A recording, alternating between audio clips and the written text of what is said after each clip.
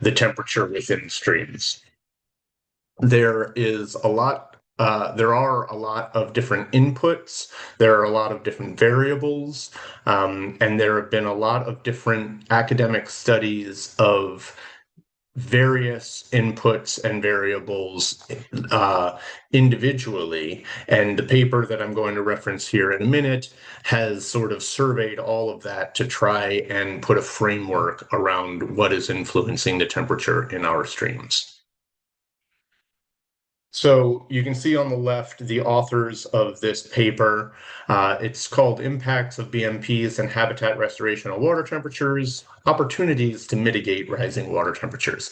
They break the various human practices within a watershed into these 8 classes, where there are things that we know heat up the water, things we believe heat up the water, things that shade the water, things that take shade away, things we know cool it, things we suspect cool it. Then there's things that don't have an impact and things that we don't know. I'm going to focus today on the things that we know and suspect heat or cool the streams. So practices that heat the streams tend to hold water in a place where it has extended exposure to sunlight, which warms it up, and then as it gets released, it can elevate the temperature in receiving streams. So think of stormwater management practices that were implemented largely before the era of like the late 20-aughts and 2010. Before then, there were a lot of developments where there would be wet ponds at the downstream edge of a subdivision that would just hold all the water from a stream, and it would sit there baking in the sun for hours and hours or days and days before ultimately getting released into streams. Another good example is CAFO, that stands for Concentrated Animal Feeding Operations. The lagoons are the wastewater ponds that would drain from animal feedlots and things like that. Again, just sitting in the sun, not a lot of no shade most of the time, and not a lot of infiltrative practices. It was just held there and then released according to whatever regimen the designers intended. And then shade removal. This can be from development. It can be from stream restoration practices. If there's a lot of tree clearing associated with the stream restoration that opens up the stream valley to sunlight exposure. And then, of course, in the agricultural context, there are sometimes riparian buffers that exist that the agricultural operation elects to remove for whatever reason. Again, we're exposing water to sun. That is a primary driver of increasing temperatures. On the right-hand side of the table, the opposite is also true. You increase shade, you cool down the streams. Riparian forest buffers are a key way to do this. There are some floodplain restoration projects that can increase shading also. Depends on the plant community, depends on the age of the practice. And also there is infiltrative practices. So shading to eliminate sunlight, and then infiltration, which is what we're going to focus on mostly today, where you take stormwater and run it through the soils where it can cool down before re-emerging as a seepage or by replenishing groundwater and coming up through a spring. That will cool the stormwater also. So think infiltration and bioretention practices. We're going to see some examples of that too. So one of the things that this paper did a good job of was highlighting areas where there is great research really proving it, beyond a reasonable doubt, and where there are areas where the research is not as strong. So I've highlighted the areas that we're talking about, the positive cooling practices. You can see here there's a lot of research showing that shading helps during base flow conditions. There's less research indicating the impacts of shading during high volume storm events. That's the column titled runoff under strength of BMP temp effect, and the impacts on groundwater. But for infiltration practices, bioretentions, permeable pavers, and things like that, there's strong research showing that it helps during base flow, during storm events, and that it replenishes groundwater. Another thing I wanted to flag here is the lag time, the time that it takes for these practices to realize their hoped for benefit. With shading, 10 to 15 years, because trees take a while to grow. That makes sense. With infiltrative practices, it can be a matter of weeks after a project is completed for the groundwater to start getting replenished and for the runoff to start getting treated and cooled down, which has a positive impact on the receiving streams. So again, looking at this research paper, there's some evidence indicating that the infiltrating practices can reduce stream temperatures by 2 to 5 degrees Fahrenheit, depending on the underlying soils and their distance between the practice and the receiving stream. But one thing the authors emphasized is that even the best LID, means low impact development practices, do not act like refrigerators. They help us hold the line, but aren't going to be able to reverse the trends that are caused by land use practices. So if you remember the Severn River Association's mantra of connect, restore, protect, there are elements of restoration that can help, but a stitch in time saves nine, and nothing helps as much as protecting existing environmental assets. So I'm going to show a video here. I believe the sound is turned off on this. My apologies for that. So I will just try to narrate it as best I can, but I'm going to ask that those of you listening give me a thumbs up if you can hear and a thumbs down if you can't hear before I start talking. Can you hear that? Okay. So this is our project at the Key Point Giant in Annapolis. And right now, my coworker Ben is narrating, watching the stormwater running up against what used to be a curb cut into the storm drain. We blocked it, and you can see it ponding, and now it's all going into this practice. And this was on June 22nd. It rained almost a full inch that day. And before it rained, temperatures were in the upper 80s. So think of a hot blacktop and all of that stormwater, thousands of gallons of it would have been going into the drain that you saw at the beginning of this short video. Now it is going into this infiltration cell where it will perk out through the soils and be absorbed by the plants in the practice. So there's two mechanisms at work here. One is infiltrating the water into the soils, which will help this, in this case, Back Creek, a tributary to Back Creek. But the other is evapotranspiration. So this is just a couple weeks after the practice was complete, but you see that there are a number of plants in the practice. Evapotranspiration is the process by which plants take water up through their roots and the moisture seeps out of their leaves and goes into the atmosphere. So it never even enters the stream in the first place. So reducing the overall thermal load in two different ways through infiltration practices. So, excuse me, turning to shading, the potential here is twofold also. One, and this is the first column, 3.6 degrees centigrade or Celsius is the potential cooling that can happen in certain stream reaches. This is, different studies have shown this because of shading, because of preventing radiation from the sun from warming up the water. But another avenue is by cooling the ambient air. The shade also cools the ambient air, which can reduce temperature pressure on the stream. And that impact is even higher, somewhere in the range of 6 degrees Celsius. There were papers talking about how many trees, what length of riparian shading you need to reach certain cooling levels. One study found 300 meters can get you roughly a degree Celsius of cooling. Another found a kilometer gives you about a degree and a half.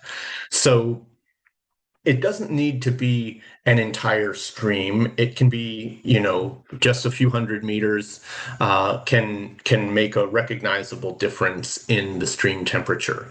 And this is really important for all kinds of aquatic life, the benthic macroinvertebrates, the bugs in the stream, the fish that prey on them, and so forth.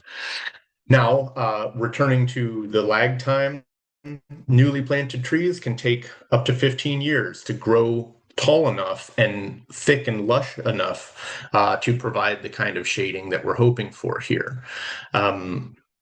So this gets back to the stream restoration element.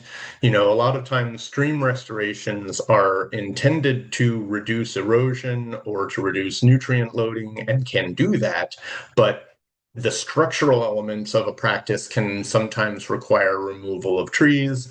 And while they are always replanted, oftentimes at a higher density than the pre-existing forest or tree canopy, it can take a long time before that temperature impact can be diminished or mitigated. So it's a question of trade-offs in a lot of those things.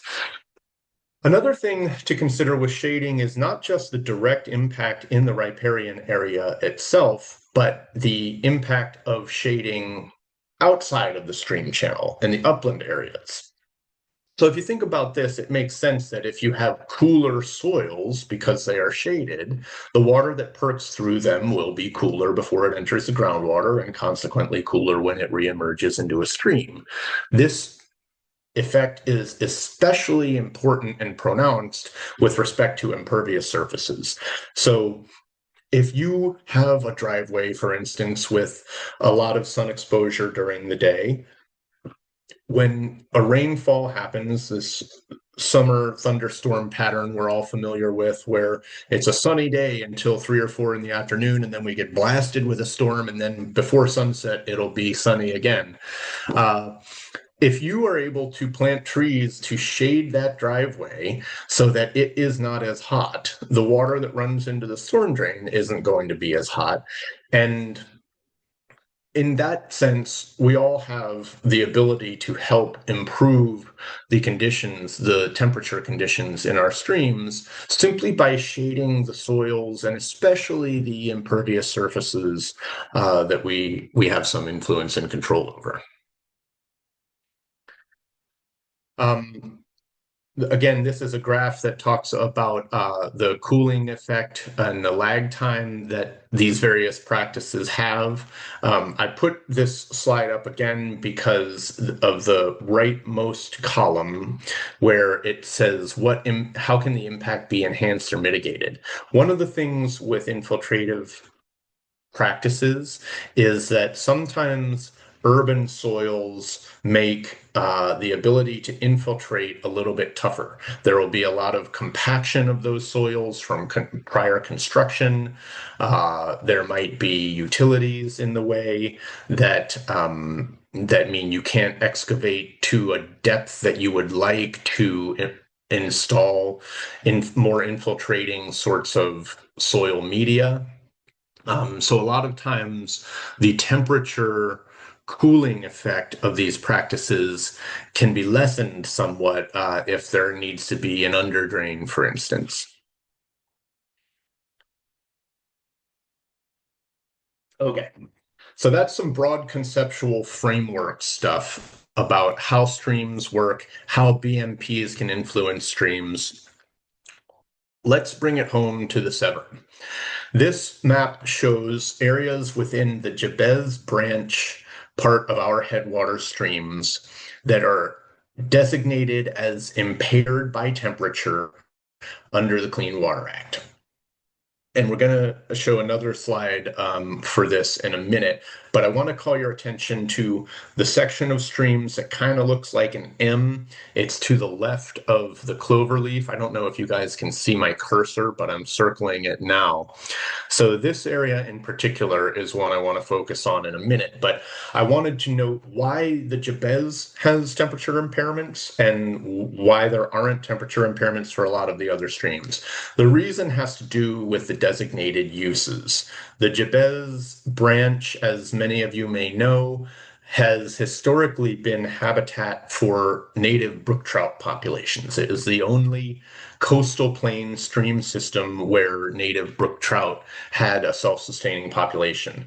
Now, it hasn't been self-sustaining for a while, but because it historically was, its designated use was as a cold water habitat stream, whereas the rest of the non-tidal streams in the Severn did not have that designation. Naturally, as the name implies, a cold water habitat stream has a lower threshold for temperature than other stream systems. And so what may constitute an impairment in the Jabez branch would not necessarily constitute an impairment in other stream systems. Okay, so if you look to the left of the cloverleaf, you see this M-shaped confluence of stream reaches, and you can see that there's a lot of development, a lot of roads and stuff in a lot of the areas, but not here, not to the southwest of those stream systems. If we look at a satellite map, you can see why that is. A lot of undeveloped space here, big and flat and not forested. So for those of you that are familiar with this area, you will know that that is the Navy Dairy Farm. This is what actually served as a dairy farm for the Naval Academy for a long, long time.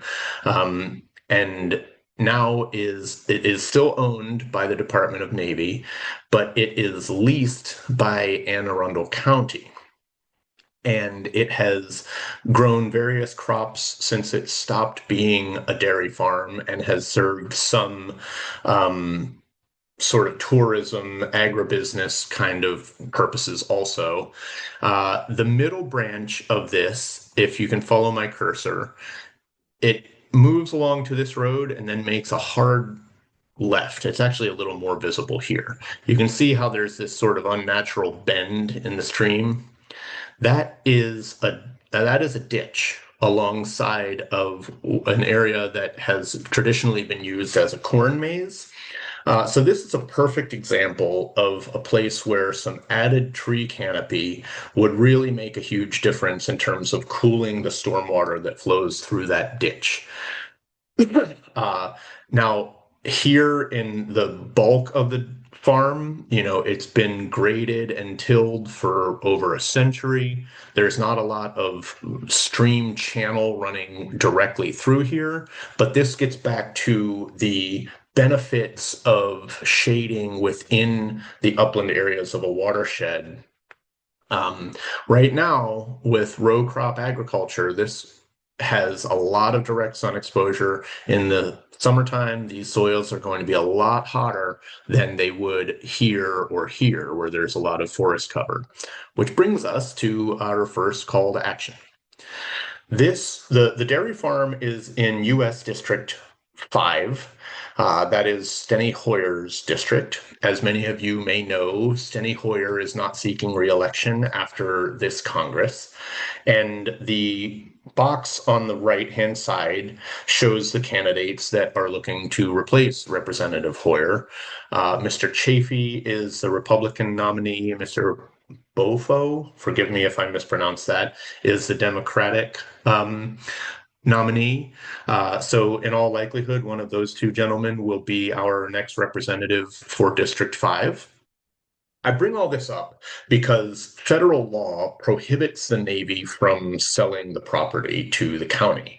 The county would like to own this property and be able to use it to help with a number of different environmental objectives. Right now, the county is a lessee of the property. The Navy's current plans are to develop a solar park on the land, which certainly a fan of solar in general, but it would mean that you don't want to plant trees and shade out your solar panels. So there are some environmental trade-offs to be considered here. Uh, I'm going to go back to the map.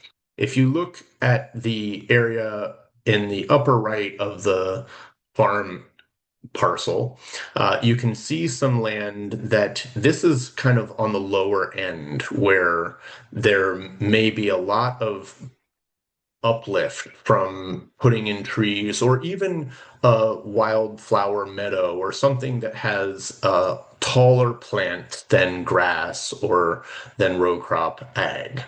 And so that's an opportunity that the county is interested in pursuing. And the terms of the lease with Navy may allow for but the county's lease expires in 2035. So this is all a pretty short-term play. And what would be a real home run outcome, in my opinion, would be if this Title 10 United States Code Section 8476 could be changed and repealed to allow the Navy to convey this property in whole or in part, and then to have Anne Arundel County first in line as a potential buyer, where it could then be reforested in whatever measure the county was able to accomplish. Now, I will say that one positive development here is it seems likely that we will be able to do some meadow replenishment in the downstream area of the dairy farm over the next few years. There's been some funding set aside through the whole Watershed Act to plant native meadow species there. The county is currently negotiating this with the Navy because, and it looks likely that the Navy will permit it because the herbaceous vegetation we're contemplating is less permanent than trees. So it could provide some uplift in the short term, but the home run result, in my view, would be to reforest as much of this area as possible to help cool the stormwater going into the Jabez branch. All right. Moving on downstream, this is a map showing Weems Creek's watershed, and there are two opportunity areas I want to call your attention to here. One is the Annapolis Exchange property, which is sort of an annex of the Anne Arundel Medical Center hospital grounds, and the other is the old WNAV radio station property. There are restoration opportunities in both of these places, and for the WNEV property, there may be an opportunity to help protect some of that land because it's currently slated for some development, and I'll talk about that in a minute. But first, I wanted to turn to Annapolis Exchange. So this is a satellite view of the parking lot associated with the Annapolis Exchange building. And I can't tell what time of day Google Earth took this image, but it was during the winter. But you can see here the strip mall next door. There's a lot of cars. There's a few cars here, although there's still a lot of empty parking places, which always galls me. But there's only one little white car, one little black car in these hundreds of parking spaces. And the folks that we've spoken with at Luminous Health tell us that this is par for the course, that this parking lot is almost never used. You can see there's a helipad here. So I think they would want to make sure they kept that as a landing area for medevac patients.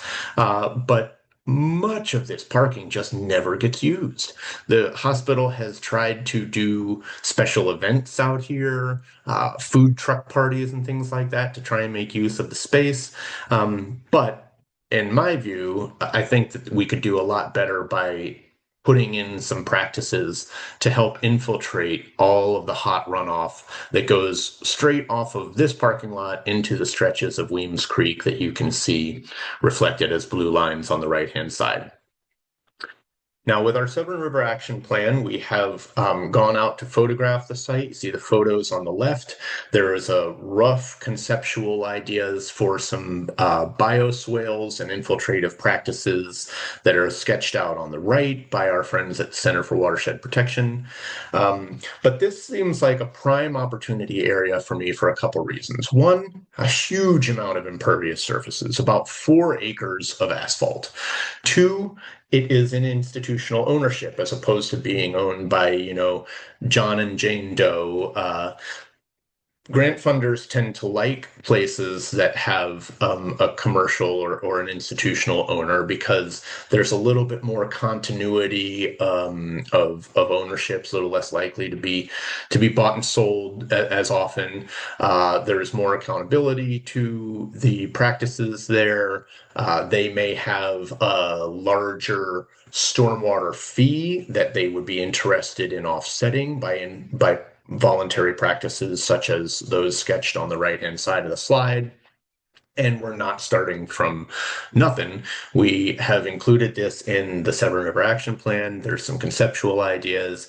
So right now, our main bottleneck is getting folks from Luminous Health to make this a board resolution that they can pass and say, yes, Severn River Association, we give you permission to go out and bring money back to our establishment to improve the stormwater. Because as you can see in this picture in the middle of the slide, right now, all of this asphalt is just going into storm drains and going right into Weems Creek and elevating the temperature there.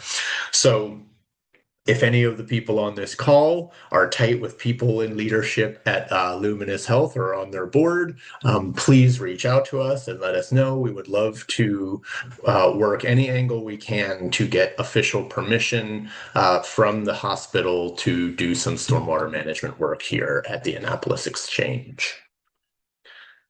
All right, moving on to WNAV. So if you're like me, you're a baseball fan and you love listening to ball games on this old AM radio station, which has been defunct for a little while, but the land is still there. And this is also identified as a potential opportunity area for restoration in the Severn River Action Plan. That's what these BMP ID codes are. Here's a picture of the building.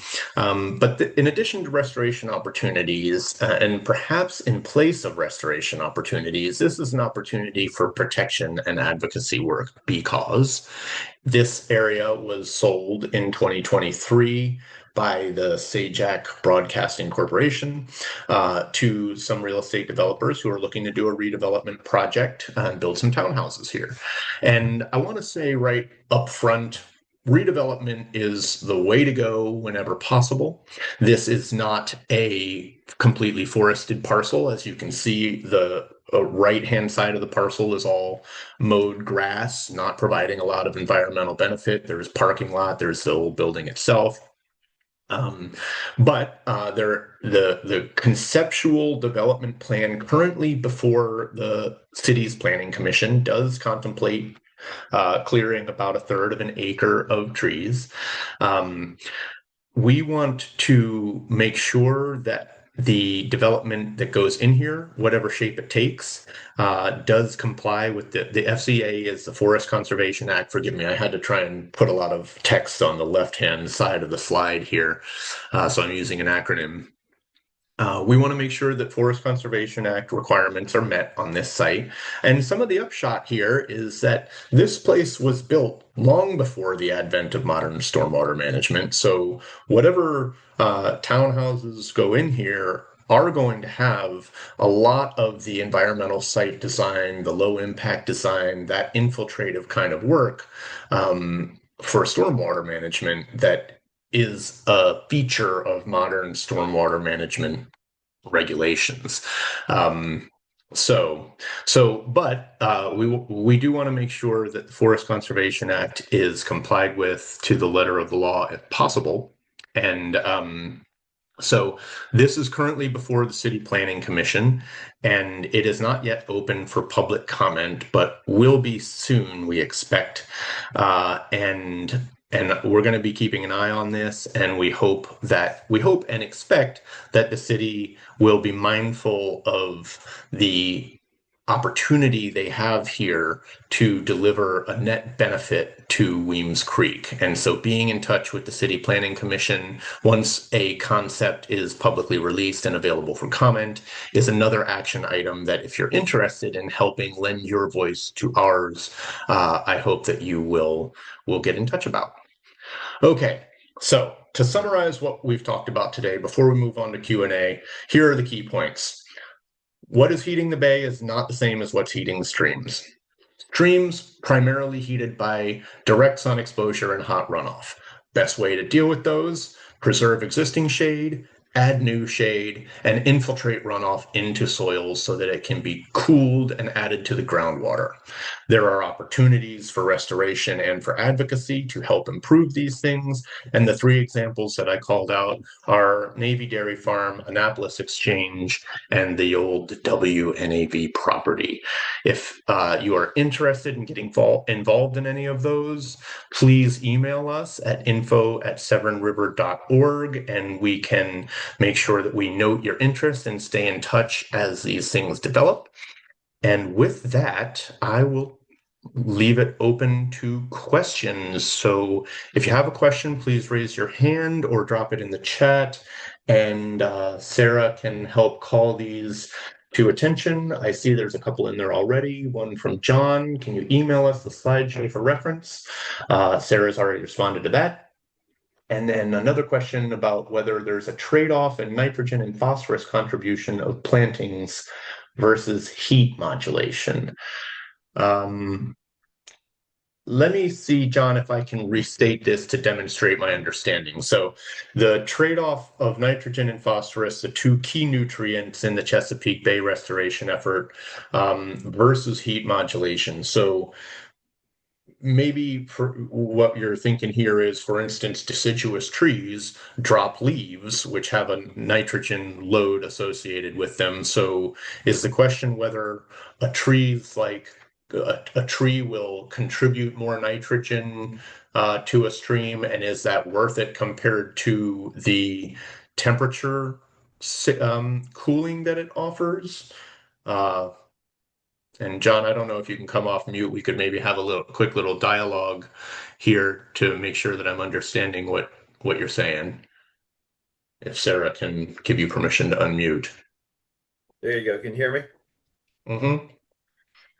Yeah, so I'm involved both down at the beach in the Canal Committee, which these are things that we're tackling, and also place in Pendennis Mount, which we've got some issues.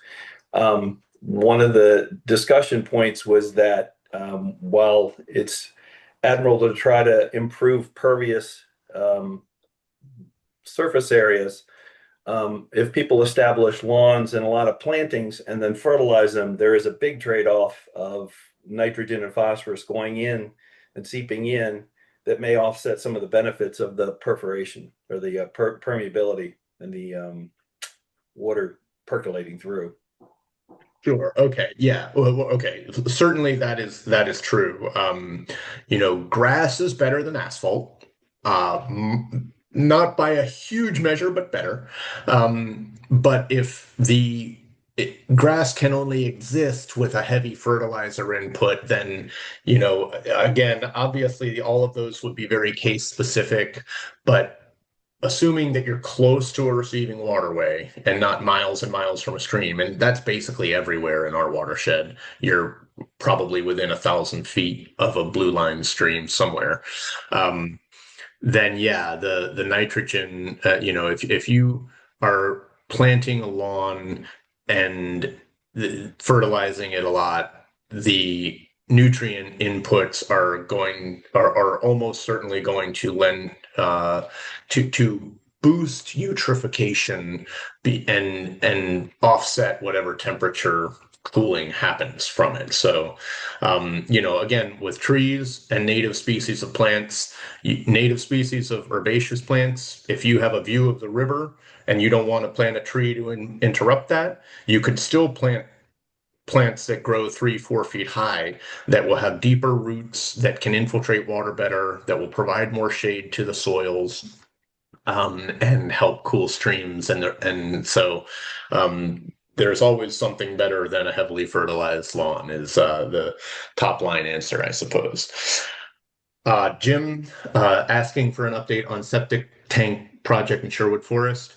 So the update there is our testing indicated that a permeable reactive barrier, the project approach we were hoping to implement, is probably not going to be appropriate because permeable reactive barriers tend to treat the form of nitrogen that is nitrate, and the nitrogen in the groundwater in Sherwood is ammonia, which will not work because of the various biochemical processes in play.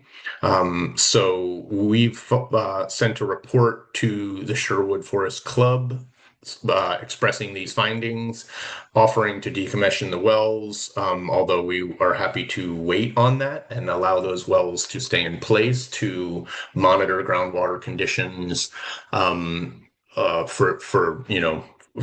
a future to be determined, because the high ammonia levels indicate that there might be a failure of primary treatment of septic systems, which generally would convert ammonia to nitrate. Since that's not happening, the Severn River Association is ready, willing, and able to work with the community to help with individuals who might be interested in improving their septic tank system, getting upgrades, learning more about treatment options and so forth.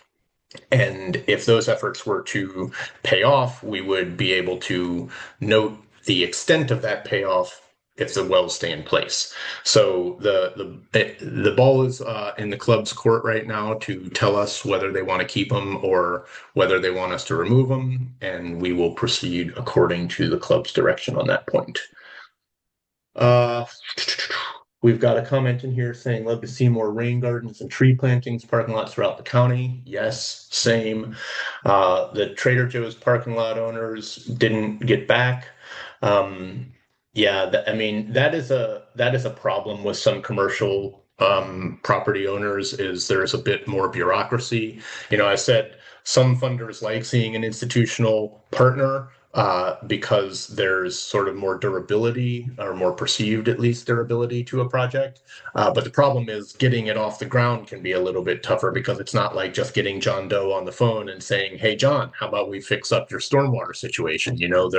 There's boards, there's corporate owners, there's house council, and a whole lot of different people with their, a lot of different cooks in the kitchen with some commercial property owners, and that can be part of the trouble. Patrick is just pointing out the mall just sold. We are keenly aware of the property transfers at the Annapolis Mall because it is another large impervious surface area. About half of the mall drains into Weems Creek, and so we have been in touch with the prior owners.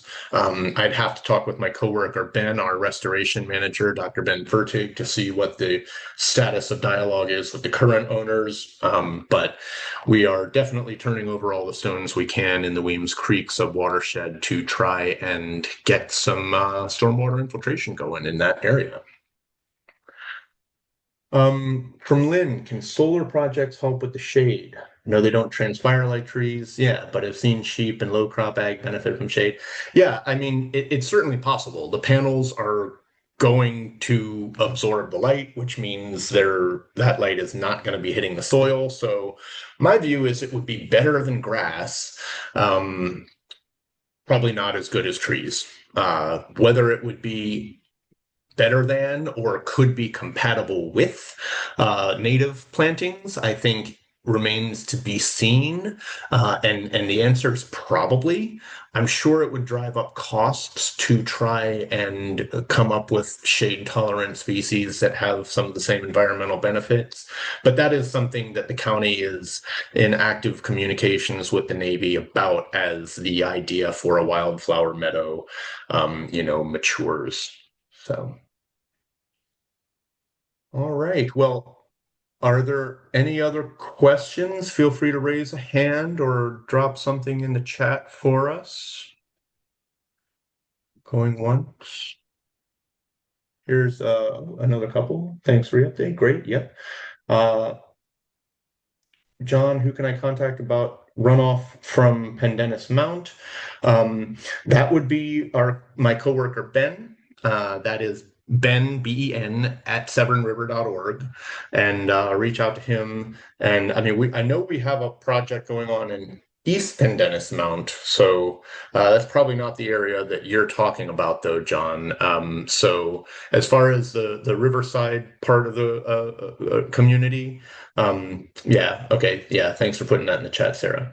Um, that we can keep that conversation going. Who's funding the dairy farm?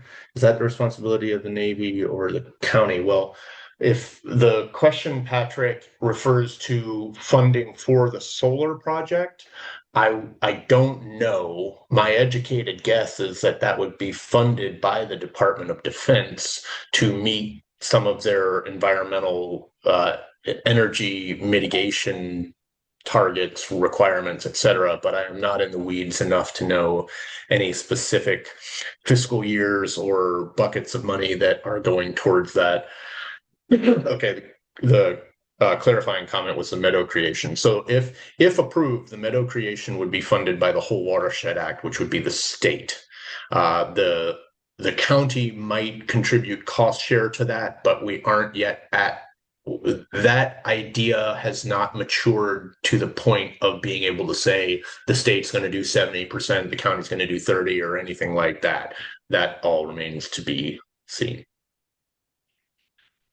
All right. Well, I want to thank you all for your interest. This is by far the best turnout we've had for a Severnside chat. So thank you all so much for tuning in and for your interest in this topic and in SRA in general. I've got these QR codes up here. These programs are only possible because of the support of our members. So if you are already a member, thank you so much. If you aren't, you can scan that QR code or visit us at severnriver.org to become a financial supporter, which makes you a member.